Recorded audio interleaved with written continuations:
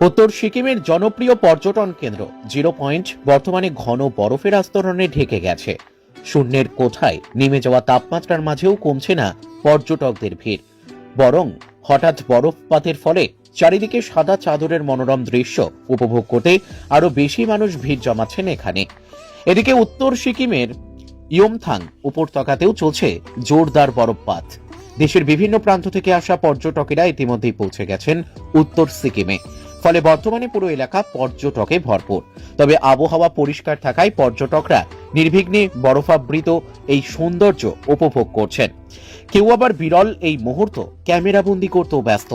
প্রকৃতির এই উদার রূপে খুশির হাওয়া বইছে পর্যটন ব্যবসায়েও। আগামী কয়েকদিন বরফপাত অব্যাহত থাকলে ভিড় আরো বাড়বে বলেই মনে করা হচ্ছে। लंबे काले घने बालों के लिए जल्द आए हमारे आउटलेट आदिवासी हकी पिकी हेर्बल हेयर ऑयल सेंटर, जो कि मौजूद है आपके शहर जयगांव में। अनमोल होटल बिल्डिंग, जयसवाल मेडिकल के ground floor, link road, Jaigaon.